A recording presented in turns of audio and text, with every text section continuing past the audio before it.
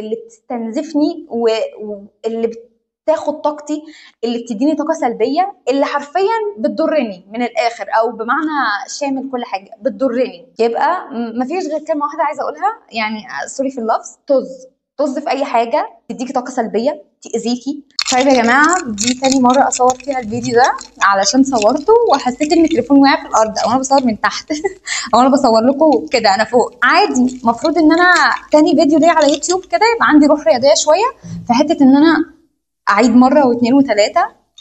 بس المشكله يا جماعه ان الفيديوهات بتبقى طويله يعني شويه، بس ما علينا. انا عارفه الاحساس بتاع انك عايزه تطلعي خطوه لقدام، انت عايزه تتغيري وتغيري حياتك، عايزه تطلعي من الدوامه اللي انت فيها، عايزه تخلصي من الحاجات السلبيه في حياتك. بس كل ما تيجي تعملي خطوه بترجعي تاني. انت مش عارفه هل في حاجه بتشدك، هل في حاجه. عارفين الاغنيه بتاعت امير عيد، كل ما اخد خطوه ارجع اتنين؟ انا عارفه ان انت بتغنيها كتير، انا كمان كنت في المكان ده، وكنت حرفيا محتاجه الفيديو ده علشان يطلعني من الدوامه دي. بس صراحه ما لقيتش حد يقول لي الكلام ده، بس قلت ان انا مش عايزه اعيش الاحساس ده تاني، فجايه اقول لك الكلام ده. وده حرفيا الفيديو اللي انا كنت محتاجاه ساعتها، بس ما لقيتش حد يقول لي الكلام ده. النهارده انا جايه اقول لك ازاي ان انت تبداي من الصفر، مش من الصفر، ازاي ان انت تبداي من تحت الصفر، من السوالب. ازاي تبتدي ان انت، مش هقول ان انت توصلي لاحسن نسخه من نفسك مره واحده في فيديو واحد بالسهوله دي، بس على الاقل تطلعي من الدوامه اللي انت فيها، وعلى الاقل ان انت تتحسني بنسبه كويسه جدا. انا متاكده انك فعلا لو طبقتي، انا ان شاء الله باذن الله قبل اي حاجه، انا متاكده انك لو طبقتي كل الكلام اللي هيتقال في الفيديو ده على نفسك، حرفيا هتطلعي من اي دوامه انت فيها، وهتعرفي ازاي بجد تختاري نفسك وتبني حياه تناسبك. ولكن انا جايه اقول لك ازاي ان انت تعملي ده كله من غير ضغط نفسي عليكي. كان انا بجد مش جايه اقول لك يلا قومي كسري الدنيا، انت قدها، انت تقدري، انت انا عارفه ان هو كلام تحفيزي، احيانا بنبقى محتاجين حاجه تحفزنا وكده عشان نكمل، بس الصراحه مش ده اللي انا جايه اقوله خالص. انا جايه اديكي فعلا خطوات عمليه، او حاجه فعلا تطلعك من الحاجه دي. انا مش هستفاد حاجه اما افضل احفز فيكي واقول لك انت قدها وقومي وشاطره، انت فعلا قدها وكل الكلام ده، بس وبعدين انا عايزه اقوم من الدوامه دي، انا عايزه حاجه فعلا عمليه، مش عايزه حاجه نظريه وكله كلام وخلاص. اول خطوه، خلينا نبدا في اول خطوه حقيقيه علشان تبداي تطلعي من الدوامه دي وتعملي حياه تناسبك، وان انت تبداي تطوري وتحسني من كل حاجه في حياتك، وهي ان انت تبصي لحياتك بصدق دلوقتي. يعني ايه ابص لحياتي بصدق؟ مش هقولك ان انت تبصي هل انا عايشه الحياه اللي انا نفسي اعيشها، هل انا عايشه الحياه اللي انا نفسي اعيشها في دماغي. انا عارفه ان الاجابه لا، وحتى مهما توصلي لاحسن حاجه انت برضو نفسك تعيشي حاجه احسن، هو الانسان كده. لكن انا اقصد ان انت تشوفي هل انت في حاجه بتضيع وقتك، هل في حاجه بتستنزفك داخليا او بتستنزف طاقتك، هل في حاجه بتبسطك فعلا، حاجه حقيقيه بتبسطك. وهفهمك بعدين يعني ايه حاجه حقيقيه، او قصدي ايه بحاجه حقيقيه بتبسطك. ويومك بجد بيضيع في ايه؟ مجرد ما عرفت دلوقتي انا يومي بيضيع في ايه، وايه الحاجات او الاشخاص اللي بتستنزفني واللي بتاخد طاقتي، اللي بتديني طاقه سلبيه، اللي حرفيا بتضرني من الاخر، او بمعنى شامل كل حاجه بتضرني. يبقى مفيش غير كلمه واحده عايزه اقولها، يعني سوري في اللفظ، طز في اي حاجه تديكي طاقه سلبيه تاذيكي، تخليكي حاسه احساس مش حلو. طز. ابعدي نفسك عن اي حاجه تعود عليكي بضرر، ابعدي نفسك تماما. هو اصلا مفروض الاشخاص او الحاجات اللي ما بتفيدكيش في يومك او في حياتك ما تديهاش وقت كتير، ما تضيعيش من وقتك مع الاشخاص دول او مع الحاجه دي، بدل هي مش بتفيدك، يعني هي اوريدي مش بتضرك بس كمان مش بتفيدك، ما بالك بقى بالحاجات او بالاشخاص اللي بيضروكي. دول لازم استيكه كده ونمسحها. مفيش كلام، مش لاقيه كلمه توصف ان هو اصلا الموضوع ما فيهوش كلام. لازم نمسح الناس دي من حياتنا، نمسح الحاجه دي من حياتنا بدل دي حاجه بتضرني. عارفه لو بنيتي الكونسبت او فكره ان انت عندك نفسك اهم حاجه، بعدين الحاجات التانيه او الاشخاص التانيه تيجي بعدك عادي، كله هيجي عادي. والله مش انانيه، مش حته انانيه خالص، على قد ما هي حته تقدير للنفس، استحقاقيه اكتر. ليه؟ يعني يا فرحتي لما انا دلوقتي ابقى قاعده في ناس بتاذيني، في حاجات بتديني طاقه سلبيه، انا حرفيا مش مستفاده اي حاجه، علشان بس كلمه ما تعمليش او ما تلغيش الحاجه دي عشان ما تبقيش انانيه. ما تطلعيش الاشخاص دول من حياتك عشان ما تبقيش انانيه. لا، لو هو ده المصطلح فاوريدي انا انانيه، اوكي، ده خالص مش انانيه، دي حاجه اسمها استحقاقيه، بس حاجه اسمها حب للذات، حاجه اسمها تقدير لنفسك. طيب يا رؤيه، انت عماله تقولي لنا دلوقتي، قولي لنا بقى ازاي نطلع الناس او الاشياء او الحاجات اللي بتدينا طاقه سلبيه او بتدينا من حياتنا. هقول لك، عشان تلغي اي حاجه سلبيه او اي شخص سلبي من حياتك، هما حلين ملهمش تالت. اول حاجه ان انت تبداي تقللي من استخدام الحاجه دي. تاني حاجه وهو ان انت تستبدلي حاجه مكان الحاجه اللي انت عايزه تلغيها من حياتك. مثلا هديكوا مثل، ودي حاجه فعلا حصلت لي وانا عملتها. انا كنت دايما بصحى من النوم، اول ما اصحى امسك التليفون، سكرول سكرول سكرول سكرول على السوشيال ميديا، الاقي نفسي ضيعت ساعتين في اول النهار كده في اللا شيء، حرفيا ما استفدتش اي حاجه. بالعكس انا اتضريت، انا بحس بعدها ان انا طاقتي زيرو، بحس ان انا عايزه اكمل اسكرول على التليفون، ومش عندي طاقه ان انا اقوم اخلص الحاجات اللي عليا. فانا عالجت الموضوع ده ازاي؟ اول حاجه بقيت اضحك على دماغي. يعني امبارح، يعني قبل اليوم بالليل كده، اللي هو مثلا امبارح بالليل بمسك الفون، بقفل الواي فاي، بقفل الداتا، اقفل اي حاجه ممكن تديني نوتيفيكشن من اي ابلكيشن. ليه انا بعمل كده؟ علشان حتى انا اول ما اقوم مثلا واطفي المنبه، اول ما اقوم وامسك التليفون حتى اشوف الساعه كام، ما اشوفش اي نوتيفيكشن من ابلكيشن يشجعني ان انا اقول بس هشوف الكومنت ده، بس هشوف المسج دي. لا، يعني اوريدي انا كل واحد عارف ضعفه، فعلى الانسان ان يحترم نقطه ضعفه. فاوريدي انا خلاص دلوقتي عملت اول خطوه اللي انا قلت عليها، ان انا ابتدي اقلل من استخدام الحاجه دي واحده واحده، او ان انا اخدع دماغي. يعني انا دلوقتي عملت ان انا قفلت النت دلوقتي عشان ما اشوفش النوتيفيكشن، لان هي اول حاجه بتجرني ان انا امسك الفون وافضل اسكرول كتير على السوشيال ميديا. تمام. تاني خطوه بقى عملتها، وان هو ان انا استبدلت، بدل ما انا اقوم اقعد طول النهار افضل اسكرول اسكرول اسكرول على السوشيال ميديا، بقوم اتوضى واصلي، اتوضى واصلي ركعتين، اقرا الورد بتاعي، اقرا الاذكار، اكني ببقى حاسه اكني شربت مثلا 2 قهوه و3 ريد بول، وانا عندي طاقه مش عند اي حد. انا في حته تانية، انا محدش يقدر يضايقني باي كلمه دلوقتي. اوكي، حاسه ان انا عندي طاقه ان انا اخلص اللي ورايا، حاسه ان انا عندي طاقه ان انا اصور فيديو يوتيوب، حاسه ان انا عندي طاقه ان انا اخلص شغلي، ان انا اصور فيديو الانستجرام وتيك توك، اصور فيديو الجرافيك، حاسه ان انا قادره ان انا اخلص دلوقتي دراستي، وعايزه اطلع مع صحابي، وعايزه اقعد مع عيلتي شويه، وعايزه اهتم بنفسي واعمل سكين كير لنفسي. انا عندي طاقه ان انا اعمل كل حاجه، لان انا سحبت الحاجه اوريدي اللي بتسحب طاقتي من حياتي. وكمان انا ما استبدلتهاش باي حاجه، انا استبدلتها بحاجه كده، طاقه ربانيه، ان انت تصلي وتقراي قران. دي اهم حاجه او اكتر حاجه لازم تعمليها في يومك، بجد بجد لازم في يومك يبقى فيه ولو حتى نص صفحه ان انت تقراي قران. والصلاه ده كده كده اساسي يعني، والاذكار بقى، وكده خلاص يبقى مش هقدر اتكلم معاكي. انت كده في حته تانية.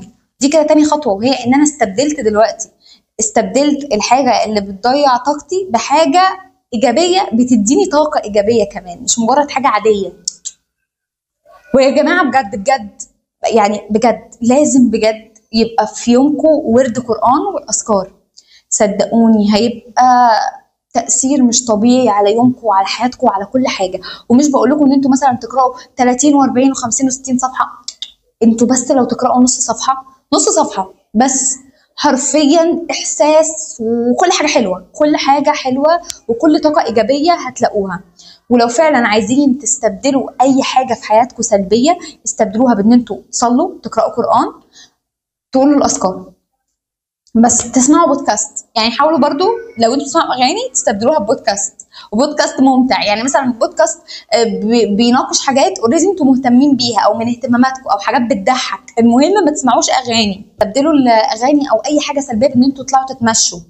اوكي، يبقى انا كده خلاص انا عرفت ازاي اتخلص من اي عاده او من اي حد او من اي حاجه بتديني طاقه سلبيه في حياتي. هم خطوتين، اول حاجه ان انا ابتدي اقلل من الحاجه دي. تاني حاجه وهو ان انا استبدل الحاجه السلبيه دي بحاجه تانية ايجابيه. وعلى فكره هي بس بتبقى عاده، مجرد ما انت تبداي تعملي الحاجه دي مره واثنين وثلاثه واربعه وخمسه وسته وسبعه وثمانيه وتسعه وعشره وكتير، هتلاقي نفسك اوريدي انت مش محتاجه ان انت تخدعي دماغك. يعني بعدين انا مش محتاجه ان انا اقفل النت بالليل عشان ما اشوفش نوتيفيكشن. عادي انا لو جالي 100 نوتيفيكشن 100 كومنت مش هقول اخش اشوف الكومنت ده، اخش اشوف المسج ده بس والاقي نفسي اتسحلت. لا انا خلاص انا عندي حاجه في دماغي، انا عندي حاجه انا عارفه انا هقوم اعمل ايه. خلاص 1+1=2. انا ما عنديش بقى الاختيار الثالث ده، خلاص انا اتعودت.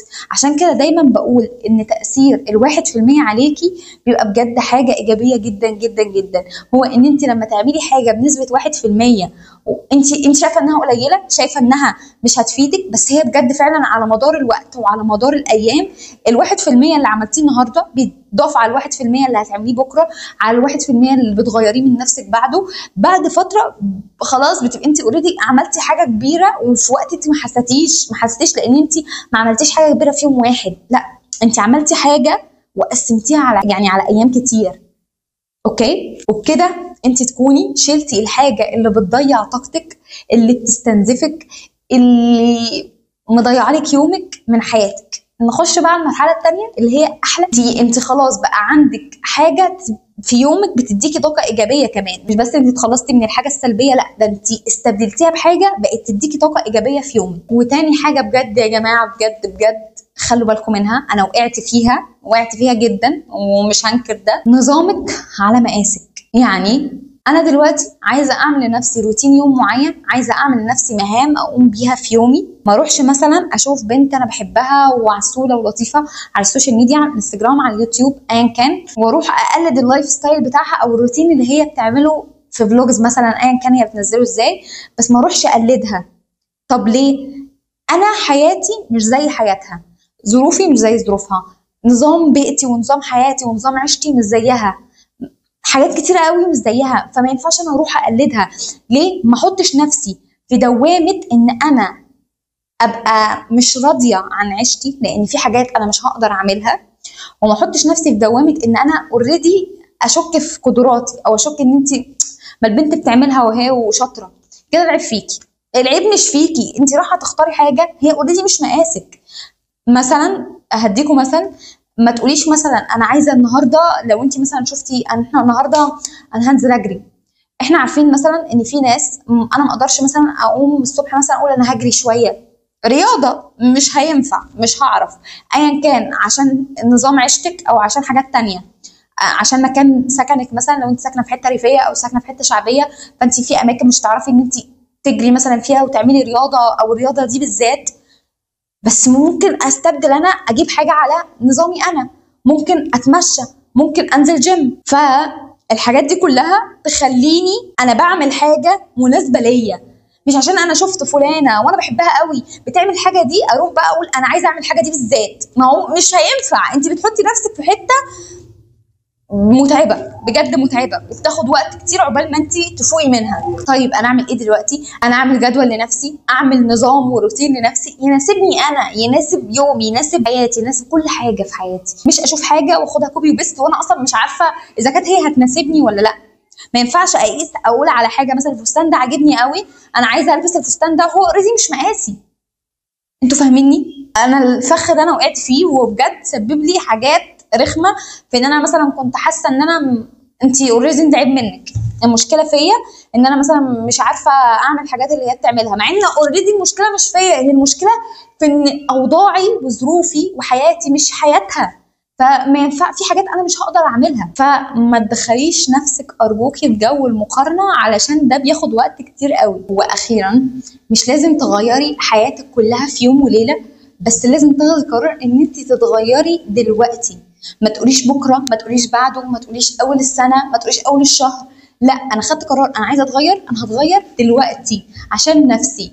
وبجد يا جماعه بجد بجد نصيحه من واقع تجربه، ومع ان انا كل اللي قلته ده اصلا من واقع تجربه، بس نصيحه بجد من واقع تجربه، اهتموا بنفسكم. اهتمامك بنفسك وبذاتك حرفيا حرفيا هيفيدك جدا. اهتمامك بنفسك واهتمامك بذاتك هو من احسن القرارات اللي انت هتاخديها في حياتك، اقسم بالله والله العظيم والله العظيم بدون مبالغه. اما تهتمي بنفسك، مش اقصد تهتمي بنفسك في حاجه معينه، اهتمامك بنفسك اقصد ان انت تهتمي بنفسك في الدراسه، ان انت تذاكري، ما هو ده نوع من اهتمام النفس او نوع من اهتمام الذات.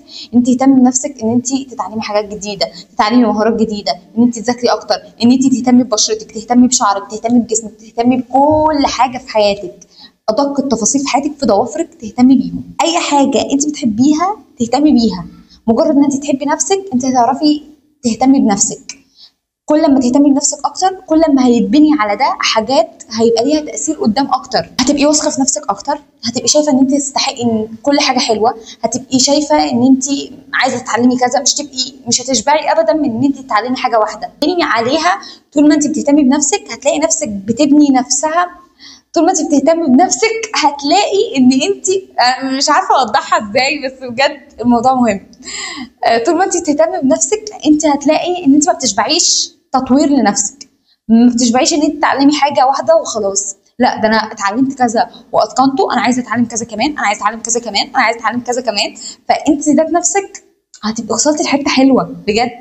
ده كله من حاجه بسيطه انت بتعمليها، فليه لا؟ زائد ان الحاجات دي هتبقى ليها تاثير وامباكت عليكي في المستقبل مش طبيعي، والله العظيم مش طبيعي. اهتمامك بنفسك وحبك لنفسك، لو في حاجه حصلت لك في حياتك ايا كان ايه الحاجه دي، حاجه وحشه يعني، حبك لنفسك واهتمامك بنفسك هينسيكي بجد والله عادي. انا بحس تخشي مثلا الاوضه تعملي سكين كير، تهتمي ان خلاص انا برنسس، محدش يتكلم معايا. وزي ما قلت اهتمامك بنفسك مش شرط مثلا في الحاجات الشكليه او المظهر الخارجي بس، كل حاجه. اهتمامك بنفسك اقصد ان هو شامل كل حاجه. دي نفسي انا بهتم بيها، في ان انا اتعلم، في ان انا كل حاجه بجد كل حاجه. وان شاء الله ان شاء الله ان شاء الله انا واثقه ان انت لو طبقتي كل اللي اتقال في الفيديو ده وخدتي فعلا الموضوع حاجه حقيقيه وحاجه بجد انا عايزه اعملها، ان شاء الله باذن الله كل حاجه في حياتك هتتغير، والحاجه اللي انت عايزه تشيليها من حياتك ان شاء الله هتتشال.